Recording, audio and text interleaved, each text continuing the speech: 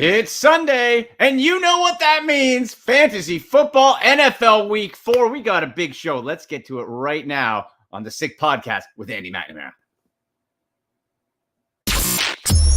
Turn up your volume. Because you're about to listen to The Sick Podcast with Andy McNamara, the sickest Cleveland Browns podcast. In the backfield, Latavius Murray.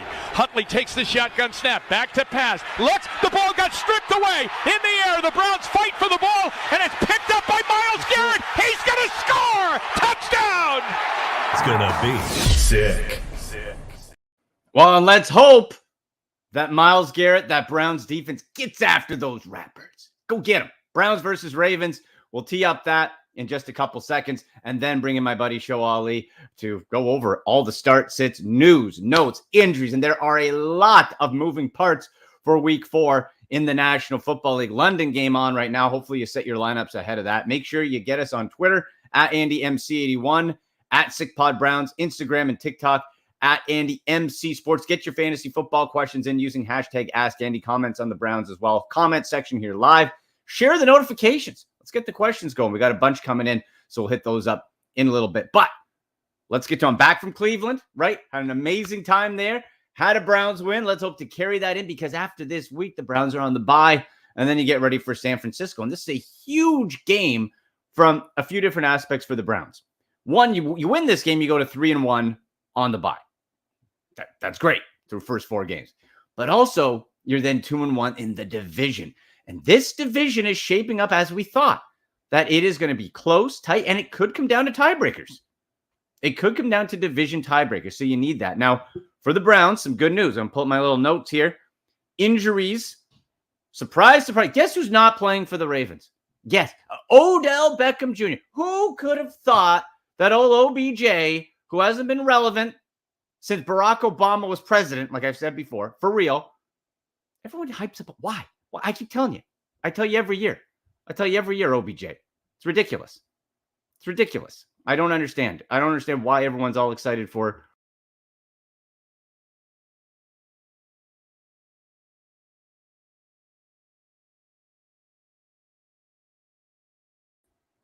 Okay, there we go.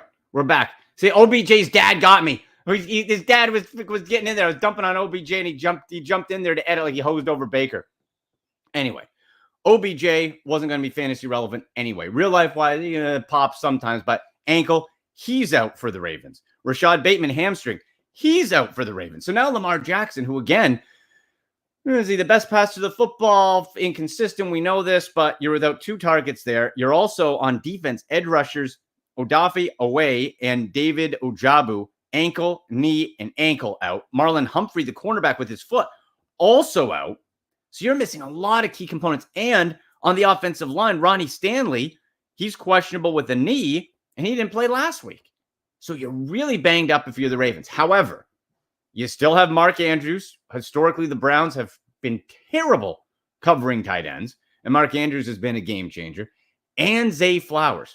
So with those deficiencies and a banged-up offensive line, I suspect Lamar Jackson, really the game plan, to be get the ball out of your hand as quick as possible.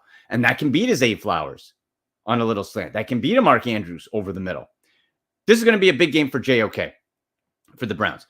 They drafted him in part specifically to go after Lamar Jackson. And remember, what was it, last year, a couple years ago, when JOK injured Lamar Jackson in the game. You have JOK to spy, to track, to follow. So Flowers and Andrews are the ones to watch. The backfield, it's just going to be a hodgepodge, goal line, Gus Edwards. But other than that, you're good. Now, for the Browns, okay, we know Deshaun Watson, you've been reading it all week. Deshaun Watson, injured right shoulder, said a contusion, hasn't thrown much. And David Njoku, glad he's okay. But these players, did you guys see this? He started a fire pit and burned his arm and face. So much so that they have to test if he can comfortably wear his helmet because of the burns on his face. At least it wasn't who was it who blew his fingers off at the fireworks? Like, my goodness. So David Njoku, we'll see. I got a hunch, though. Deshaun Watson's super tough. We know he's played through collapsed lungs, broken ribs, all that. I bet I don't know if there's a prop for this with our buddies on DraftKings Sportsbook, but like first pass of the game, first play, I bet Deshaun Watson, because of all the shoulder talk all week, that they line up first play, he airs it out deep. Goes deep to like Marquise Goodwin or Amari Cooper and just chucks it. If you see Marquise Goodwin on the field first play, book it. I think they just go because they've been trying to draw in the Ravens with that injured shoulder. Not that it's not hurt, but I would suspect they chuck it downfield. That's my prediction. What do you think the Browns' first play is going to be? You can hit me up on social media there. So we'll do that. And Nick Chubb, obviously other news, repaired the MCL. Will need another surgery to go back in to repair the ACL. And it's still a little hazy on what the severity of the ACL is. And I think that's what they have to determine. Is it a partial tear, strain, full tear? They said it looks like he will be back at some point during the 2024 season, which is a downgrade from last week where it looked like just the MCL and he'd be back in like May. So that's what we have to really hope the second surgery. It's not too bad and that Chubb can get back. Still not as catastrophic as it once seemed, but there you go. My prediction for this game for the Browns is I'm going 24-19 Cleveland. 24-19 Cleveland. Leave your comments on what you think the Browns-Ravens score is going to be, your fantasy football questions, and again, get us on all social media. So we got the Browns-Ravens there.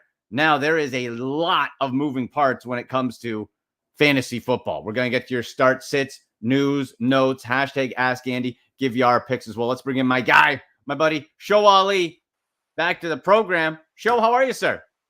Good, Andy. I see you survived your trip to Cleveland. I did. Did you see? I start bashing Odell Beckham Jr. and his dad. He pops in, hacks the computer. Typical. Sure. Typical. Sure. Yeah. I was thinking of you were mentioning the David Njoku fire pit incident, which was wild. And you're right. Like they were waiting to see if he could put his helmet on, which is kind of insane. I know he wants to play. It was Jason Pierre-Paul who was the guy who had the fireworks, who blew his right finger off or something. So. I mean, hey, that guy went on to win 2 Super Bowls. So, I mean, clearly you can overcome all sorts of things. They did, because remember they wrapped his fit. It was like a club. Yeah. And then they had to check it because they're like, this guy's using it was like a metal, he would just smash people with it. My goodness. So yeah, we'll see. We'll see. Some injury news and notes we'll get to. We were talking before we went on the air though. The game going on right now, end of the first, Jacksonville Jaguars taking on the Falcons in London. Jags up 7-0. But the Toy Story game, I haven't really seen any of it, but it's so they have the players as Toy Story characters running around, right?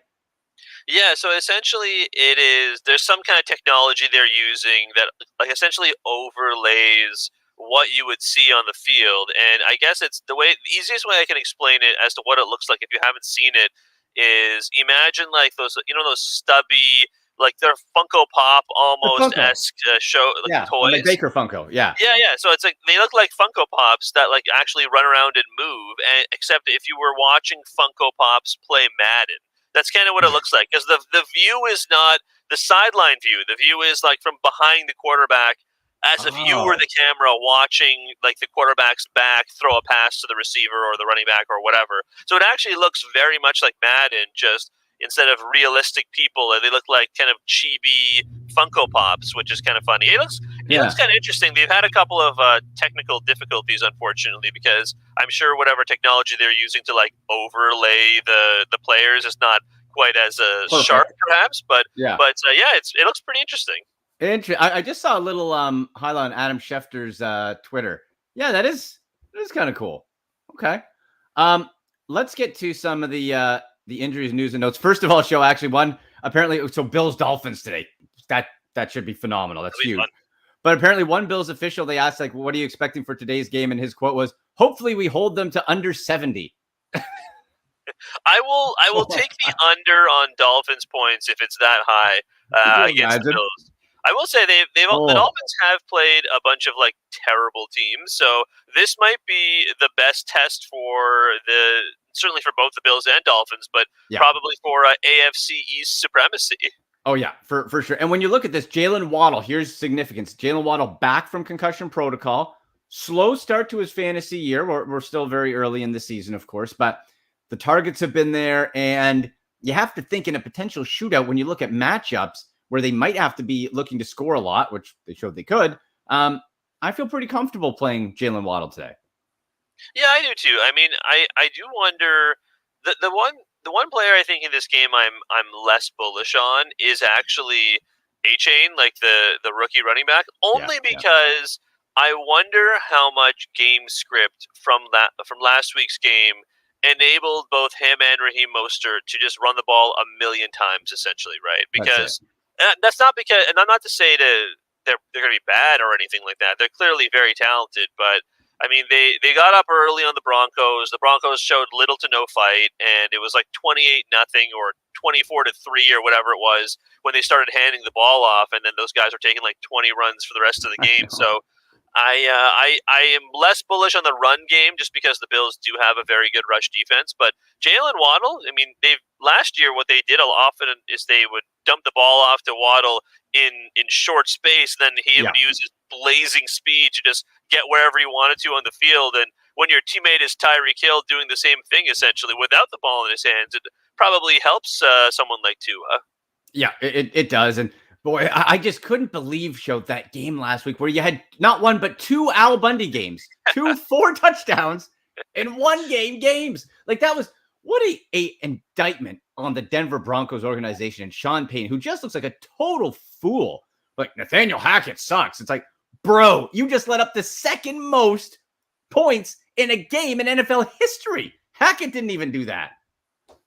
Yeah, the Broncos, boy, they look like something's wrong there, right? Like it might honestly simply be that Russell Wilson is past his prime, and I mean that hits you quick, right? But boy, it's kind of unfortunate to see from a defensive standpoint because it wasn't that long ago the Broncos had one of the best defenses in the NFL. But I guess these kinds of things hit you fast, right? Yeah, they tapped out, and that's the most concerning. Not the 70 points, but that the defense gave up. And that's why they were able to run forever. So Dolphins, I'm with you on a Shane, because you still have, let's make no mistake about it, this is still a full-blown committee. It could be Mostert, it could be a Shane. Now, we would think because you drafted a Shane and moving up that eventually he should take the upper hand on that. But right now, until we see it, we don't know. So it still could be a bit of a muddle.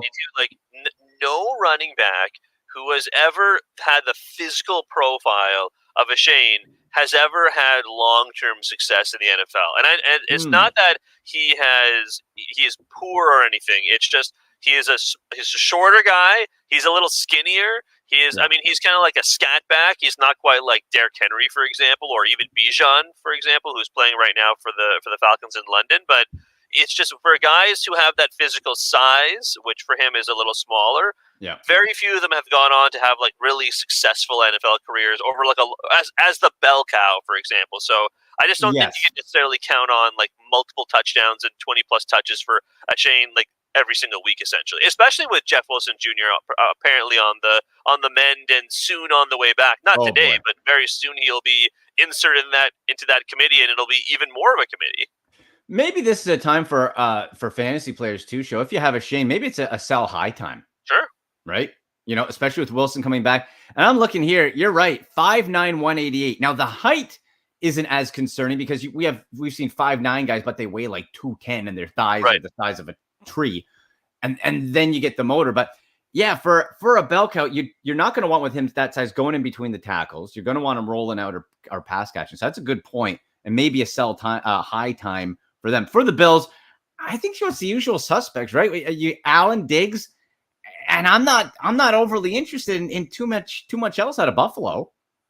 I think the only one, and you and I have talked about Dalton Kincaid a couple of times. Yeah. I only mention Kincaid because every single week this is true, Andy, is that if you don't have a top tight end and you're scrambling for even like 5 points or 6 points out of your tight end, 5 to 6 points on a weekly basis is probably good enough to make you like the 5th best tight end in all of fantasy football by the end of the season. If you average 5 to 6 points, you're probably one of the more consistent producers of fantasy points in the sport. So Dalton Kincaid has like largely done that for you. And I know it's kind of lost because Sam Laporta has looked so good for Detroit, but he is also having a very good rookie season in terms of like X amount of targets as a rookie for a tight end. So they're clearly using him. He's a better option than like Dawson Knox, for example. So he's probably rostered in most leagues, or maybe if he's available, it might not be a bad pickup if you're someone who doesn't have, I don't know, like Travis Kelce or Mark Andrews. Even some of the other top tight ends, like Dallas Goedert, has not exactly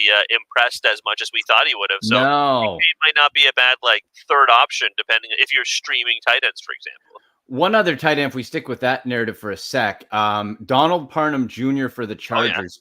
Earlier in the week was 1% owned. I'm sure that's jumped up versus the Raiders. But it is, again, like your stereotypical TD dependent. He scored 2 touchdowns on 2 passes to him for a total show of 4 yards. Oh, my. But if we go to that game, you have, for the Chargers, Mike Williams out. No surprise there. And so, but you still have Gerald Everett. So, but then you look at it from the lens of Herbert is looking for Purnam in the end zone. Yeah. So again, is it foolproof? No, but you might be something where I'll take a shot at Parham getting a touchdown and like 2-3 catches to get me maybe to 10 fantasy points. Sure. Or you play it safe and go the higher floor of like 5 with Kincaid, and it's still better than a lot of guys. We're kind of past this now, and he went into concussion protocol. But going forward from the Thursday nighter for the Packers, Jordan Love did seem to have a connection with Luke Musgrave. So, and again, he got knocked out early and he didn't play, so that was a bit of a bust if you played him, obviously, on Thursday. But going forward, once he is out of concussion protocol, Luke Musgrave might also not be a bad rookie tight end play. You don't often have a lot of production from rookie tight ends, so it's not a bad. Not somewhere. If you're struggling to find production, you might not find as many good spots to find it. So those might be some good like backup options. Yeah, very rare year where you have not 1 but 2 potentially rookie tight ends being fantasy relevant. Want to mention this as well, Show. If you're outside the U.S. in Canada or elsewhere internationally, you can check your local listings there. The All Elite Wrestling, the AEW Wrestle Dream pay-per-view is tonight's show. It's tonight. Okay. You can get it on Fight TV if you're in Canada. I can't wait to see this. This is going to be a fun one. So our friends at Fight TV, I just want to mention that if you're watching in Canada or outside the U.S., Fight TV, AEW Wrestle Dream tonight. So very much looking forward to that. Sticking with that game, the Chargers and Raiders. So we mentioned Parham. Here's one of the bigger disappointments. So Austin Eckler has been out. He's been injured. He's doubtful for today. But Joshua Kelly, a lot of people grabbed him as the backup, as the handcuff. And man, like he just really hasn't delivered, has he? He's been very disappointing from last week anyway. Yeah, they just haven't given him the ball a lot. No. And then when he has gotten the ball, it's like 2 yards in a cloud of dust, essentially, right? He has not been very productive on the ground. But I think this is probably the last week you'll be able to actually start Kelly, because I think the Chargers are on their bye coming up as well. And then afterwards, Austin Eckler will probably be back. So knowing that, I would still start Joshua Kelly, because on the other hand, the Raiders are going to be without Jimmy G. Jimmy G is not going to play today. So I think I saw some reports that Aiden O'Connell is going to be starting over Brian Hoyer, which I guess makes sense. I think we all know what Brian Hoyer is at this point of his career. He's a career backup, and that is correct, I think, for like 5 or 6 different teams. And he's obviously played with Josh McDaniels for a number of years, certainly in both Houston and in New England. But you look at Aiden O'Connell and not really knowing what you're going to get. And the Chargers defense is going to have a lot of guys out, like Joey Bosa and so on. So this could be a higher scoring game, but they might want to grind the clock a little bit. And no Mike Williams, he's done for the season, tore his ACL. Yeah, so I don't know. I think this is probably the last week I would feel comfortable starting Joshua Kelly. For full disclosure, I have him in a couple of leagues, Andy, and I'm starting him in both. Mainly because you might not have any better options, but Kelly is the lead back on a high-powered offense, and chances are they'll use him a little better this week. Well, and you mentioned Aiden O'Connell, 4th-round pick, rookie. Brian Hoyer, I read, Show, his last win as a starter was in 2016. So the Raiders, I guess, are like, well, let's roll the dice. Yeah, probably for the best. Let's see what happens. And you know what? At worst case, O'Connell gets injured. At least Hoyer can be a competent. He's played. He can distribute. You know what I mean? Like, you're not going to have somebody who's rattled by the bright lights or something like that. So for the Chargers, if you're looking for guys to pick up, again, earlier in the week, 5% roster was Joshua Palmer, Canadian. We've talked about him before. And there are two options you could go with Mike Williams out. Josh Palmer or the rookie Quentin Johnson, who was 33% owned earlier in the week. And I think, it depends on sort of that risk reward area that we talk about each week. And that is Joshua Palmer's floor is higher, but Quentin Johnson's ceiling is higher, but a bit more boom or bust. Because last week we saw Palmer's target share jump from 5 to 7 week over week and had a touchdown. So again, that familiarity is in the offense. But you could easily have Quentin Johnson getting a rhythm with Herbert because he's the more explosive athlete. And they also drafted Quentin Johnston quite highly too, right? So whenever I'm in doubt, I always tend to look at the draft capital. It doesn't necessarily mean that he will directly translate into touchdowns, but I mean, they're going to want to get their highly prized rookie as many touches as humanly possible. And also, Quentin Johnson's a big boy. He's like a tall dude. He's very broad. Funnily enough, he reminds me of Mike Williams, which is kind of so. I almost feel kind like of a replacement. Exactly. So he could maybe occupy that same role. And in the moment, they perhaps did not have a lot of packages installed for him, or they did not necessarily have a lot of plays designed with Quentin Johnston in mind, which is why he hasn't played a ton, because Mike Williams has been very good right up until he got injured. So knowing that Keenan Allen, who's really turned back the clock, he's looked great. And you're starting him like week in and week out at this point. He is a slam dunk lock for your lineup every single week. But after Keenan Allen, I wouldn't mind taking a chance on Quentin Johnson, but I don't think you have to expect anything more than like a WR3 or even flex numbers from Johnston if you do start him. Yeah, and those two, especially Palmer, could be a real nice DFS play if you're popping some salary-wise, ownership-wise.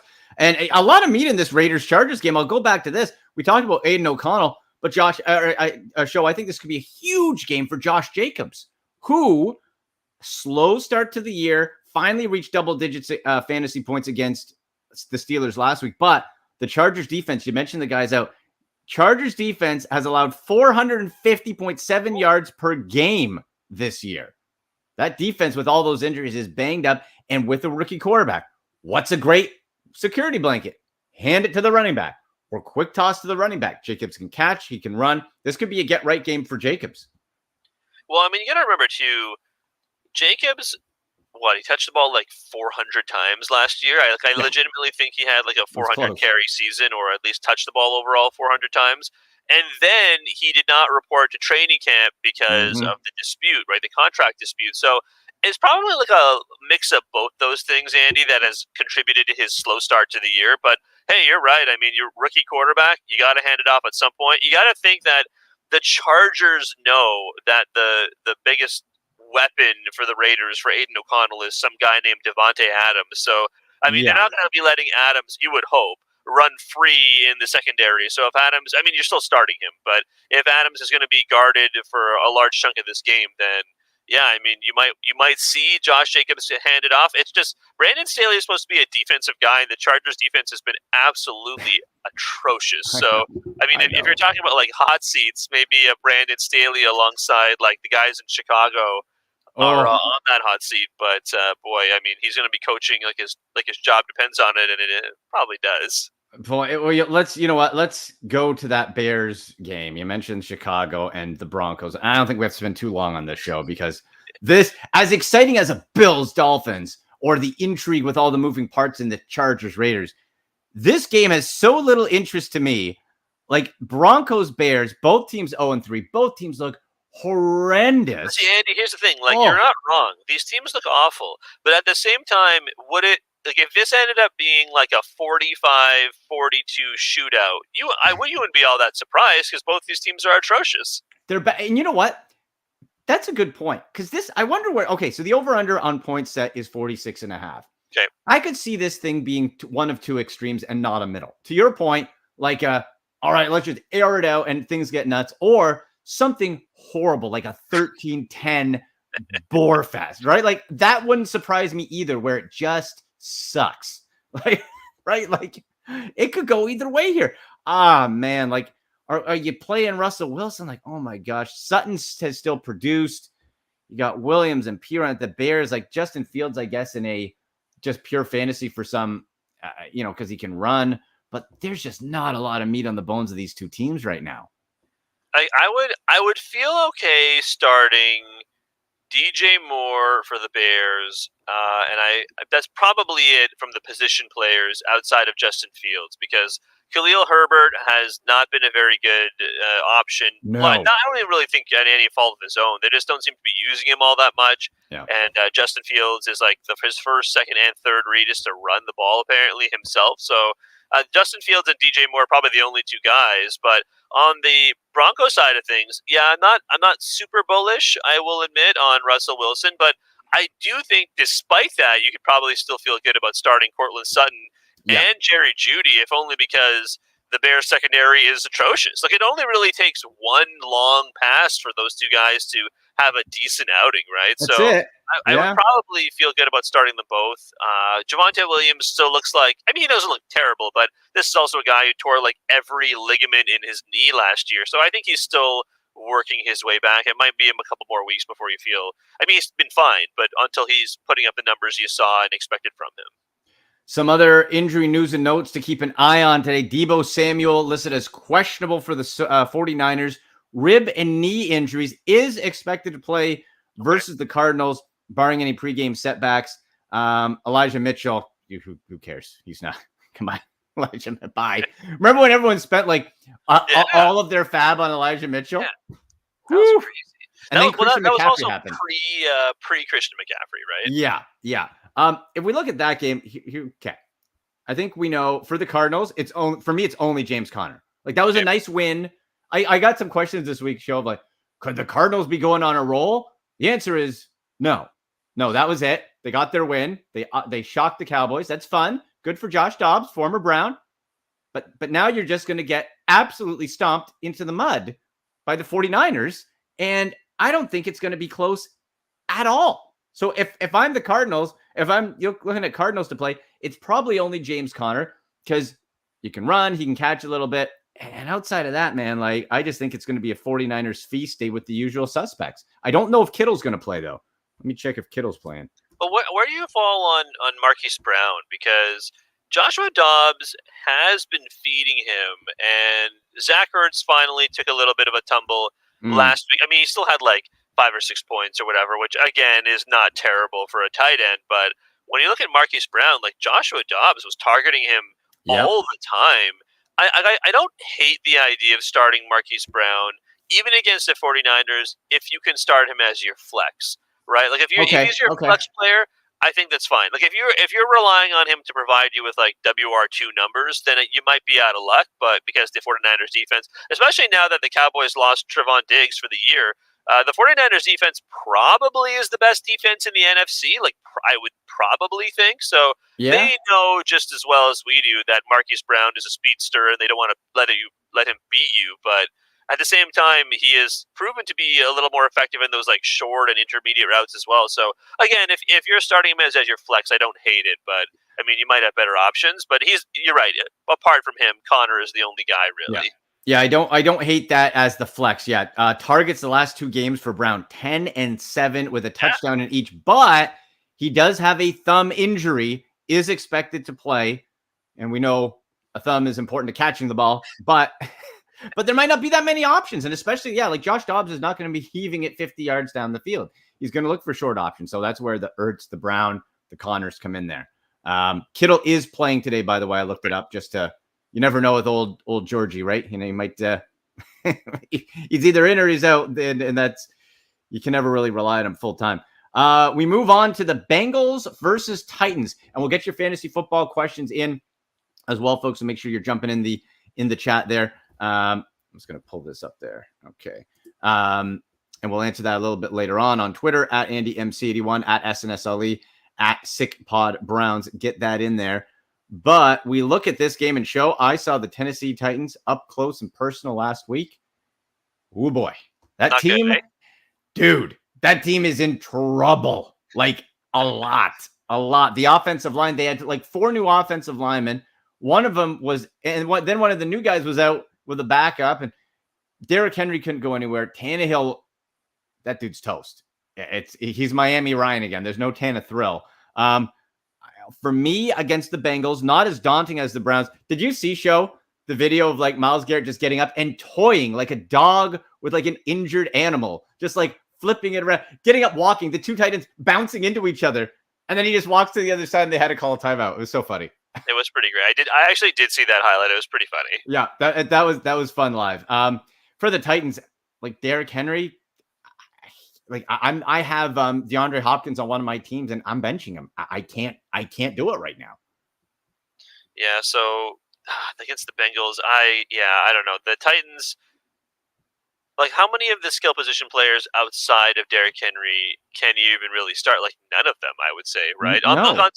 Until you see a little bit more, and even then you have to expect a little bit less from Derrick Henry. I also kind of want, like, certainly the offensive line issues and the shuffling on the OL is going to cause any running back issues and any quarterback issues, no matter who you are. But at the same time, I wonder if the just gargantuan amount of carries for Derrick Henry is starting to catch up to him, like to a certain extent, right? I mean, this is still a guy who has like a steel plate in his foot, and he's touched the ball a bazillion times each of the last 4 years. So I do somewhat wonder if it's starting to, the shelf life for Derrick Henry is starting to get closer to its best buy date. But I mean, obviously, it's still Derrick Henry. You start him until literally the wheels fall off. Yeah. But he's probably the only guy. It's funny on the Bengals side of things. I don't know. They've looked so discombobulated, and I at one point, when your quarterback has a calf injury and he plays through a calf injury, it's probably not going to help a lot. And my worry for Joe Burrow is kind of like what happened to RG3, right? RG3 had the calf injury, and then he kind of like pushed it, and then he ended up tearing his Achilles, and he was never the same, right? So I think Joe Burrow. I mean, he played through it last week. It certainly looks like they feel better about it this week because he's going to play. But, I mean, he's not looked right. And because he has not looked right, your investments of T. Higgins and certainly Jamar Chase has not probably paid as many dividends as you would have liked, right? No. And the one thing I know we talk about the Titans, it's like, oh, start everyone, you'd think. But their run defense is stout. It is. Before last week, they were I think had given up like the fewest rushing yards or something like that. Like it's legit. So play Joe Mixon, but just keep that in mind when that's happening. And Joe, to your point of Joe Burrow, like with those soft tissue injuries at this point, there's a real case that he isn't right the whole year. Like there's no time to really, outside of the bye week, heal that up. Right. So you're kind of like, you're still going to play Joe Burrow because even his numbers he's put up are still like 19 fantasy points. Like it's not horrible, but it's just not where you were expecting where you took him. Well, see, I for example, I have to give you where my thought process is. I have Burrow in a Superflex league, and my other two QBs were Jordan Love and Anthony Richardson.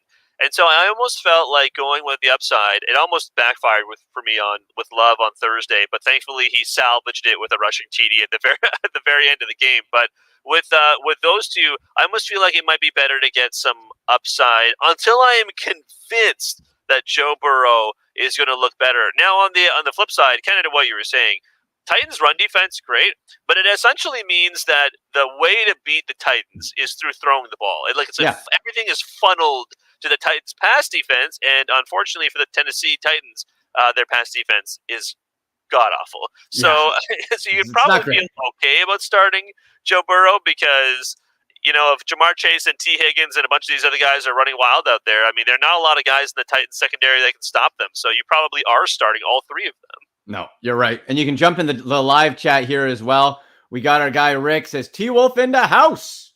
Welcome to Thunderwolf. He's back. Rick was saying our earlier conversation on the Chargers. Palmer is the safe pick right now. I agree on taking over for Mike Williams and that little bump up there. So you can jump in the live chat, get us on social media at AndyMCD1, at SNS Ali, at SickPodBrowns. Use hashtag AskAndy. Get your fantasy football questions in. Let's move on to Rams versus Colts. And the Colts are another team show. They shocked the Ravens last week.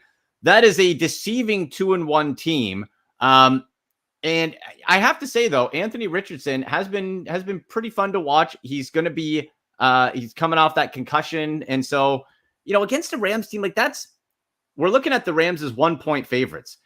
That's a game where I wouldn't necessarily want to bet on, but I think there are definitely some pieces to use fantasy-wise on both these teams. Oh yeah, I think when it comes to the Colts, you can definitely start Anthony Richardson. He has practiced, I think, in full every day this week, which is usually a good sign. And I think a lot of the reporters were saying he was almost definitely playing anyway. Yeah, he's in. They said, yeah. So there you go. So I think you start Anthony Richardson because of the upside he brings with his legs. He kind of reminds me of like a mix between like Big Ben to one end and then like Cam Newton on the other side, right? Like he's a physical, like massive human being, physical specimen. He's super athletic, and we talked about this after week 1, but for a guy who has been labeled as raw, he has looked far less raw than I thought he would, honestly. Like, he's been able to get the ball to Michael Pittman pretty effectively. Zach Moss has looked good, albeit both with him and Gardner Minshew under center. So, yeah, I think you could probably start all three of those guys, Richardson, Moss, Pittman, because he has looked much better than I thought in basically every aspect of the game. The Colts have been a lot more fantasy relevant than I anticipated. Yeah. How about Zach Moss, who really show like out of Buffalo? Zach Moss was like, all right, whatever. The guy, incredible, 20 plus fantasy points, back-to-back weeks, 122 and 30 carries last week and catches a couple balls. He's been phenomenal. Like out of nowhere. No one would have predicted that.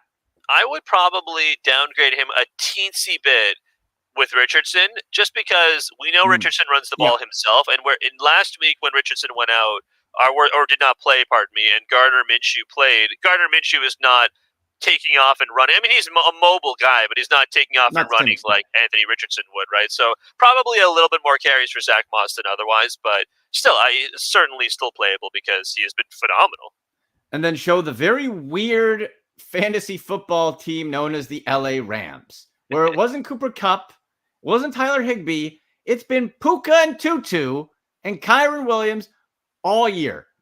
It's still weird, and I'm still kind of waiting for things to fall apart or come back down to normal. But Puka and Tutu are two must starts each week. And although he had a down week last week, Kyren Williams is still going to get the bulk of the carries there. So those are the three you go with on that. And I think Matt Stafford, you know, he's because he doesn't move. It's always kind of that risk of if he doesn't throw 3 touchdowns, it's not going to be a great day. But those other three, like, you can kind of lock and load them right now.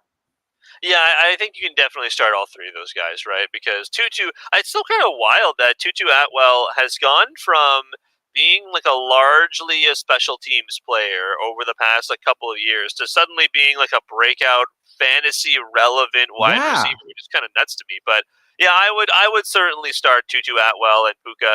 Both of those guys, I'm still ranking them in like the WR3 range, mainly because you probably got them off of waivers for virtually nothing, I'm guessing, right? So those guys for sure are worth starts. Kyren Williams has gotten so many touches that, you know, like there are just so few running backs, Andy, that get the amount of touches that Kyren Williams does. Like, there are probably 2 or 3 running backs in the rest of the NFL who touch the ball as much as he does from a running back perspective. So until that changes, even if he did have a down week last week, until it changes, you got to start him every week. And I mean, maybe the equation changes when Cooper Kupp returns, but we're not that close to him returning. So we'll have to, I know he's eligible to come off the IR next week, but we'll have to see how the practices go and so on. So if he doesn't return right away, you might be able to ride this Puka Tutu Kyren train for a little while longer. Keep going.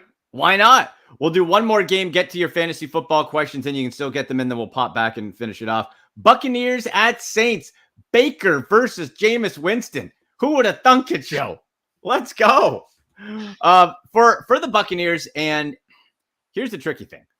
It's Baker himself has never really been fantasy relevant as a quarterback. Now, the distribution of the ball. It's Mike Williams way up, and then Chris Godwin. And I'm having trouble deciphering, okay, how much do I want to play Chris Godwin? Because he's getting you 10 to 11 fantasy points. Williams is getting the rest of the touches. Evans. Yeah. Well, Evans to play for sure, but it's tricky versus the Saints because the Saints are a weird team, and the Bucs as well. You could have this one go off the rails, shootout, or have it super low scoring and have a bunch of turnovers, right? It's very strange.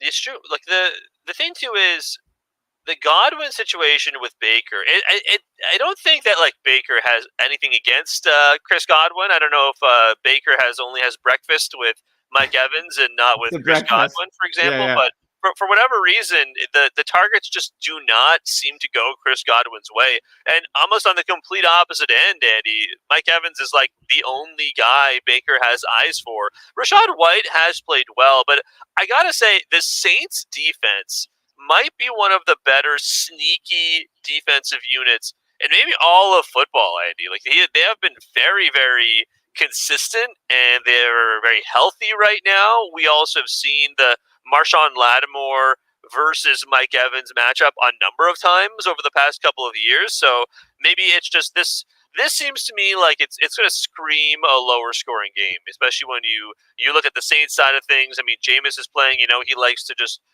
grip it and rip it down the field. But at the same time, I mean, he is just as likely to give you a 75-yard touchdown as he is a pick six, right? So, I mean, you're not going to not start like Chris Olave and some of these other guys. Certainly, Alvin Kamara back off of suspension and is going to play today. But you're probably starting a lot of these guys. Having said that, I'm still expecting, based on the quality of these defenses, a lower scoring game.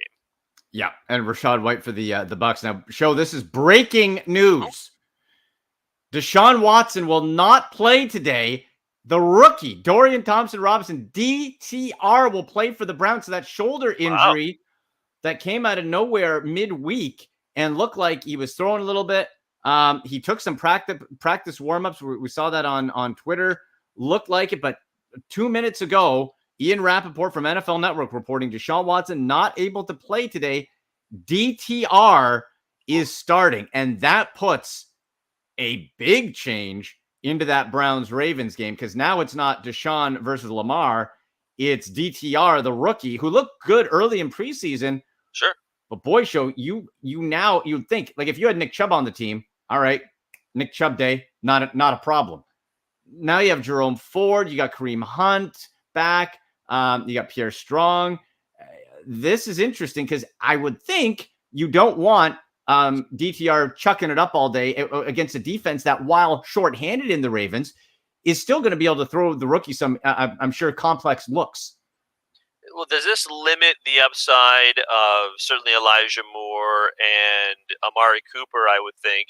And yeah, Jerome Ford. I mean, Jerome Ford probably getting started for most people, but yeah, he almost becomes a must start now, because I got to say, like, Jerome Ford in Nick Chubb's absence has looked better than I thought he would. I'll be honest. I know he was a relatively productive runner in college as well, so maybe the pedigree is there. I shouldn't have been so surprised, but yeah, I thought he looked pretty good. And he looked really good as a receiver. Deshaun Watson, beautiful ball deep to the end zone. He's a bit of a smaller guy, though, so in between the tackles, not as much. He needs to get around the edge, but now you get into, from the real life side, that nice 1-2 punch where you can send Kareem Hunt up the middle. You can put Ford at the side. Pierre Strong's a little bit, he's been an interesting look as well. As you were talking, I literally just, in one of my fantasy leagues, swapped out Kyron Williams and benched Amari Cooper. So that's my move. I was like, well, not to say, he's not going to look for Amari Cooper, but that's always the question. Where I actually have in our league, Andy, you and I are playing each other this week, and that's the league I have Deshaun Watson in. So Deshaun Watson sitting on the bench this week, I think. Who are you putting in instead? Gosh, our league is a super flex league, so I forget who. Oh, you know who I had already put in. I'd forgotten about this. I put him in because I was unhappy with what Deshaun looked like last week already. So Jordan Love already played, and Lamar Jackson is the other guy. So, okay. So we're okay. You're covered. You're not okay though. I might not be okay. Yeah. I got Kyron Williams in. So Amari Cooper, again, it's a case of always the question: who are you going to get to replace now? And where does DTR look? You mentioned Elijah Moore. Well, I would think you want the ball out quickly. If you want the ball out quickly, and Elijah Moore makes sense. A Kareem Hunt makes sense. Is David Njoku going to play? Are you looking at the different? It really downgrades a lot of the Browns' weapons when it comes to fantasy. How do you feel about Kareem Hunt? Because Kareem Hunt, like I saw that he was like banged up or something, so he wasn't like 100%. This seemed to be like a questionable tag that has followed him around virtually all week. So, and Yeah. he probably will play because it might just be like questionable old, right? Like it might just be like that he has just gotten a lot of carries over the course of his career. But I do wonder because maybe it's all three of Ford, Hunt, I and think it Pierre could be. Strong, who I actually was impressed with when he was a Patriot in a very small sample size, to be sure. But I mean, you might have to deploy all three running backs at times today. I think you will for sure, and I'm with you on Pierre Strong. Kareem Hunt did not carry an injury designation into the game. He did have ribs and groin soreness. It was really showed like he didn't have training camp, right? He was sitting on the. So apparently he will play. Could be a big day, and I would expect that Ravens defense crowding the line of scrimmage to force DTR either to run himself or try throwing it downfield. Okay, you know what? Let's get to some fantasy football questions here. Let's pull it up with Ask Andy. Let's do it. See what we got. I'm going to get this ready here as well. And we'll get the tweets going here. We got some coming in. Okay, while we look to pull those up, I got one from Pedro in Calgary. It says, a Shane, Breida, or Zay Flowers for a non-PPR flex today. Worried that a Shane was a fluke last week. Breida has a good matchup, but Barkley could be back, and it's Monday Night Football. Flowers gets yard, but hasn't hit Pater yet. Plus tough matchup. Hashtag Ask Andy. For me, we talked about a Shane and it being still committee. Breida, I'm not biting. And Zay Flowers has gotten the ball a lot. Non-PPR spooks me a little bit from him. PPR for sure. I'd still probably go with Zay Flowers. Yeah, I was thinking about this too. I think I would also go with Flowers. Shane, I want to see a little bit more from him just in a more normal game script game before I put him in there. And then, for Breida, I know Barkley is not going to play, obviously, but, they only handed the ball to Breida 5 times last week. So you got to see that a little bit more from that. I know he scored, but I don't know how that his day was essentially salvaged by that touchdown. Otherwise, you would have been screaming at your fantasy lineup. So and you know what, the Ravens staff has been very complimentary of Zay Flowers. Even with Mark Andrews back, he did still get a lot of targets. So he is a part of their game plan. Unless he is injured, I think you got to start him. Maybe not every week, but I mean, you're probably closer to starting Zay Flowers over most guys just because he gets a lot of targets from Lamar Jackson. He clearly has Lamar's trust, which is always a good thing, right? Yeah, especially in PPR. Yes. Let's see, we got from @Shay1061. Hopkins or Godwin in the flex today, PPR league. Oh boy. Gosh. Boy, this is the 11-point special here, show. This is the 11-point special. That's boy. Matchup wise, I think I gotta go Godwin. Having seen the Titans in person last week, show I got no confidence. I'm sorry. I'm so worried about the injury stuff for Hopkins, right? Yeah. I just one misstep feels like he'll be put on the shelf for a couple of weeks. Godwin obviously is healthy, but he hasn't seen the targets. You know what? It's just so close because the Saints defense kind of freaks me out a little bit, but I will go Godwin because I wonder how much Mike Evans will end up seeing Marshawn Lattimore on defense, and if that's the case, then maybe Baker is forced to go to Chris Godwin a little bit more. So I'll go Godwin. That could be. Okay, I'll go Godwin as well. That's where we'll head it. Let's bring up some more tweets. I think we got some visuals on some of them. Our buddy Thunderwolf. Oh, our Tutu Atwell versus Indy or Lockett versus New York. I'm going Tutu till there's a reason not to. It's weird. I'm going Tutu. It's not really a knock against Tyler Lockett. It's just that the Seattle offense seems to, through the first month of the season, Andy, largely revolved around the running game. Kenneth Walker has looked amazing. He looks great. And I know he's ceded some touches here and there to Charbonnet, but outside of the run game, none of the receivers have looked that electric, at least early on. And I think it's just because they haven't thrown the ball a lot. So I'm sure they'll come around. It's not saying you don't never start Tyler Lockett again, but for now, while the hand is hot, I feel like you got to go Tutu, right? Go Tutu. That's it. Okay, let's bring up another one. Using hashtag Ask Andy on Twitter, @AndyMC81, @SickPodBrowns, @SNSLE, Instagram, and TikTok @AndyMC Sports. From Sammy M71. Waddle is back. Do I start him over Thielen? Not sure how healthy he is. That's an interesting question, Show, because Thielen under Andy Dalton exploded last week, but Bryce Young is now going to be back for Carolina. And they did have a little bit of chemistry as well. So that's a tricky one there. And Waddle coming back off concussion. Again, it's against the Bills. I think it's going to be a high one. You have fewer, like Thielen's path to getting touches, I think, is closer than Waddle. But you know what? With Bryce Young coming back, I'm going to say Waddle. I'm going to say Waddle here. Close. Well, so also to the question is Thielen, because he was banged up. He was also banged up as well. So I kind of agree with, even if he does play, I'm not sure how healthy he is. And I still truly believe he clearly has something left in the tank, because he has been far better than expected. Like, if you drafted Adam Thielen, you probably, in either auction or redraft, or snake rather, you probably got him for like $1 or your final draft pick, or you picked him up for free off waivers depending on your league. So it's not a huge investment versus a Jalen Waddle investment that was probably pretty high. So yeah, I think I will also go Jalen Waddle, just because younger guy, better offense, probably going to have to air it out a little bit more against a Buffalo defense that is far better against the run than it is in the air. So I think I will go Jalen Waddle as well. Was that a half PPR league? I think it was. So if that's the case, then that might help a little bit for Waddle as well. In the chat here, have some questions. You can jump in live here on YouTube, Sick Podcast, from Trent. Morning, guys. Morning, Trent. Half point PPR. How do you feel about Kamara today? Need to bench one. Keenan Allen, Puka, Mostert, Zach Moss, or Kamara. Also plan to start Richardson over Lamar. Crazy? 187 last week. You're not crazy, Trent. I would go Richardson over Lamar against that Browns defense. If it's me, Show, it comes between Mostert and Kamara to me. I'm not benching any of the others. Off of that game, that's a tough one. I'd probably say, I think Kamara's probably going to get some looks, but boy, he's still new off of it. I'm going to say bench Mostert. I'll go a little dicey here. I think Kamara's going to get some looks with Winston. They've played together a bit.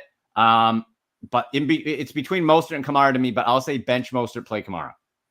And so for me, it is probably between Mostert and Zach Moss, just because, again, I want to see what the touch situation is like when Anthony Richardson plays a full game. Because if you remember, I don't think he's actually played a full game in his career yet, right? He didn't play a full game in week 1. He didn't play a full game in week 2. He did not play in week 3.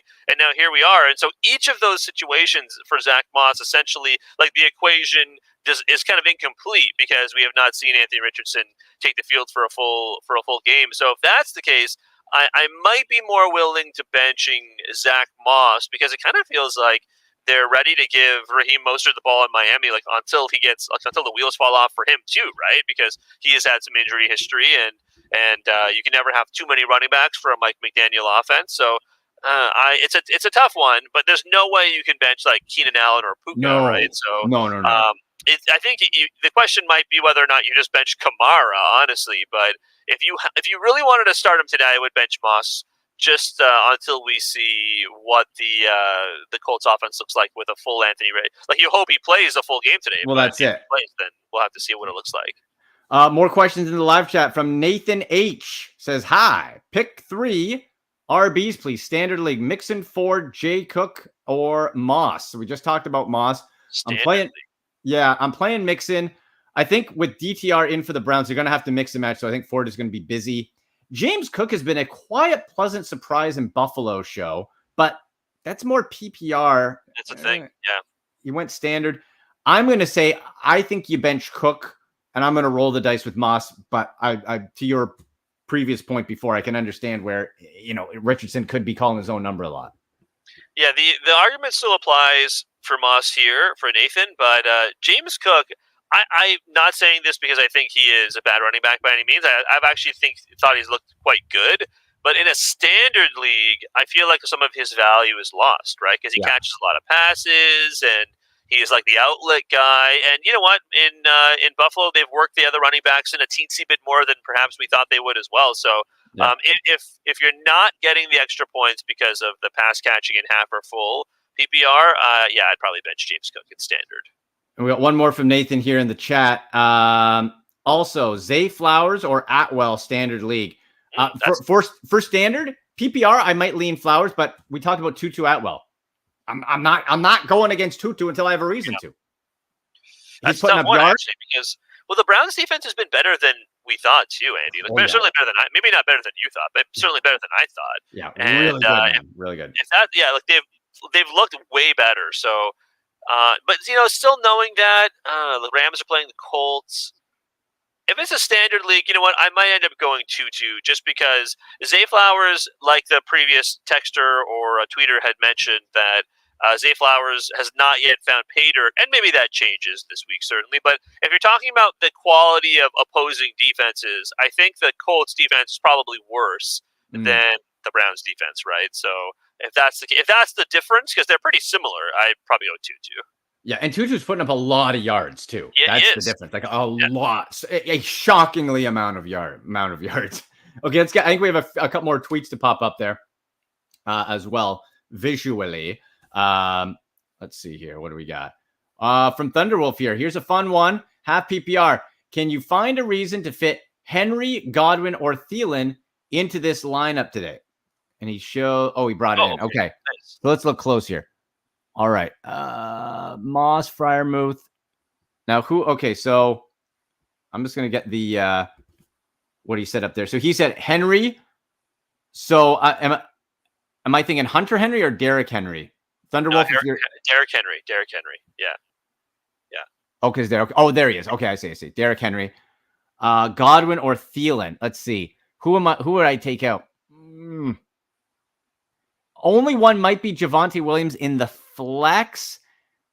Like maybe Thielen would be my only thought of like maybe going in there, but put it this way: you're not benching Tyreek Hill or Keenan Allen. You're not doing that. You would never do that at this point. So that's set. Your wide receiver spots are set. The running back spots are a little less certain because it's Mixon and Moss, and certainly for your flex, Javonte Williams. So, but I do like the matchup for Javonte Williams because Chicago defense is absolutely god-awful. So I think you pretty much have to start Javonte Williams. So that leaves Mixon and Moss. To your point, if you're starting Javonte Williams, you can only put a running back in because your flex spot does not let you put another wide receiver. So the question becomes, Andy, if you agree with all of that, would you take out either Joe Mixon or Zach Moss for Derrick Henry? Right? So, and I think Derrick Henry, it's hard to bench him. Yeah. I don't know. I might roll the dice and take out Joe Mixon, funnily enough, and put in Derrick Henry just because I feel like the Tennessee run defense is better than the Bengals run defense, but it's pretty close, though. It's pretty close. Yeah, I think I'd personally probably leave it as is, but it's not crazy to think Joe Mixon for a Derrick Henry swap there because of that defense. So, yeah, interesting. Great question. Let's get to one more tweet here. As we're wrapping things up from at Bent Hiff on Twitter, #AskAndy. I got 2 roster spots for Nico Collins, Gabe Davis for the Bills, Gus Edwards, Jacoby Myers, or Joshua Palmer. Who you got? For me, I'm going Josh Palmer because we talked about with the Chargers with Mike Williams out, and he's had week over week increase in targets, touchdown last week, so I'll go Palmer. The other one against a tough Pittsburgh defense. Like I like the development of CJ Stroud, especially with Tank Dell and then Nico Collins overall. I like them a lot better after this game in Pittsburgh against a tough defense. Gabe Davis is, we know Gabe, hit or miss. Gus Edwards, if it's not goal line, it's going to be tough. And your old boy, Jacoby Myers. How do you feel about Jacoby? Boy, I would have felt a lot better about him if Aiden O'Connell wasn't starting for the Raiders today. That's the tough thing. I might go Gabe Davis. I'm with you on Josh Palmer. I think I might go Gabe Davis just because in the last 2 weeks, he has looked a little bit more consistent. Yeah. So, and you know what? Of all the QBs throwing the ball, he is probably, like Josh Allen is probably the best QB. And that's not to knock Lamar Jackson, but of like throwers of the football, Josh Allen, you'll take over probably 99% of quarterbacks most of the time anyways, right? So, I think I'd probably go Gabe Davis, but And the Miami defense, it's been good, but it's probably also not seen an offense like the Bills. And you know what? When they did see an offense like the Bills in the Chargers, they gave up like a bazillion points. So I might go Gabe Davis for this one. Yeah, you know what? I'm going to be with you just because the other ones, at least the ceiling is a bit higher there. So I'll agree with you on that. We'll go Palmer. We'll go Davis there. And we got a new friend on the show here. We got from DraftKings, a DraftKings Sportsbook. So we're back another week of football. DraftKings Sportsbook keeping us in on all the NFL action. Great offers every single game day. New customers can bet $5 and get $200 instantly in bonus bets. You can't beat that. Throw $5 down on any of this week's epic matchups to walk away an instant winner. So that's not too bad. And football's, of course, more fun when you're in on the action show, right? You have the in-game plays, the prop plays. You can do that. Use sign-up code 6sports, all one word, 6sports, to get that $200 bonus only on the DraftKings Sportsbook, an official sports betting partner of the NFL with code 6sports. The crown is yours. Or this week in our matchup, head-to-head, the crown will be mine. Hopefully. Maybe not. I got off to a good start, Andy. I got off to a good start this week. You are off to a good start. Both of my guys scored more than their projected points, which is, I know projections mean like precious little, like in reality, but it does always make you feel good after a Thursday nighter when your guys have more than their projected points, because you feel like the world is yours. There's nothing that can go wrong, and then Sunday gets here and you know what happens. I had Sam Laporta, the only Thursday night one, slightly under his projection at 9.6. Right now, Christian Kirk is going halftime. The Jags are up 17-0 and show he's already surpassed his projected points. He's at 13.1 fantasy points. Damn. And our projected head-to-head, like, we're pretty much a tie. It's like 143, 144 in favor of you. Look, all I know is that this is the league that I have Travis Kelce, and Kelce is going to be in New York with his gal, Taylor Swift, watching him on. So I'm going to get the Taylor Swift boost this weekend. And nothing can beat that, Andy. That's like that's the cheat code for Travis Kelce, apparently. I just can't wait until inevitably Taylor Swift mouths off on social media or someone tweets that she mouthed off and it brings dissension within the Chiefs, which will happen. Over under like let's go midway, like week 9, over under when Taylor Swift says something to upset the Chiefs. Like, oh my God. I'm taking the under. I don't know if you've ever watched the Kelce Brothers podcast, like the New Heights. First of all, it's quite good. But second of all, they're very candid about things, including Taylor Swift. So when inevitably he and Taylor Swift break up, there was that report that like Travis Kelce jerseys were up like 400% in terms of sales. So, hey, the Swifties, when it goes wrong, inevitably when it ends and it goes wrong, they're going to need something to burn, right? So I very much enjoyed it so far. I wonder what song, though, Taylor Swift will make about Travis Kelce and, how he inevitably breaks her heart in some way. It'll be number one no matter what. They're all bangers. So I'm sure it'll be good regardless. They're good. I'll give, and Bill Belichick loves Taylor Swift. He's a Swiftie. That was pretty funny. I think what did he say? That she's the greatest catch Travis Kelce's ever had? That's a phenomenal line. Like, what a line from Bill Belichick. It's like, that's what we get Bill Belichick to be outspoken about. That's what he opens up about. Freaking Taylor Swift. 2 more quick ones. Boy, I was really hoping they would flex Chiefs and Jets. Oh, Zach Wilson versus Mahomes doesn't hit the same as Mahomes versus Rodgers, does it?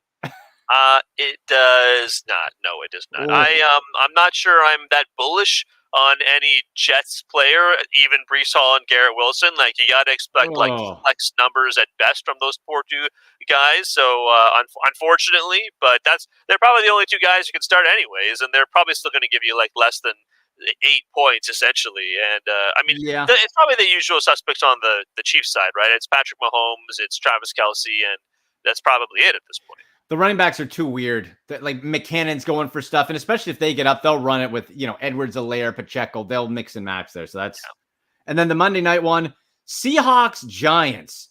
Giants 1 and 2, who look god-awful. Might be getting Barkley back, but it's Monday night, so you got to be weigh that in if he doesn't or isn't 100%. And for the Seahawks with Geno Smith, not where they were last year. Seahawks are 1.5-point road favorites. I have Daniel Jones in our league show in the flex spot, and I was looking desperately. I was like, is there anyone on the waiver wire to replace Daniel Jones? And the answer is no. So So I'm stuck with Danny Dimes. I actually do think Daniel Jones is in for a good day because he might not be a good real life quarterback, but I actually do think he's a pretty effective fantasy quarterback, right? Even like when things go poorly, he get like the legs. The rushing upside of his usually means it usually does pretty well. So I think I'm okay with starting Daniel Jones. But for the Seahawks, yeah, like the top fantasy asset for the Seahawks this season has been Kenneth Walker, like we talked about before. So outside of that, I mean, it's been kind of the ceiling has been lower, let's put it, for all the wide receivers. Yeah, you can go DK Metcalf. Here's Daniel Jones's fantasy output this year show. Week 1, 6.46 fantasy points. Week 2, 31.74 fantasy points. Week 3, 4.98 fantasy points.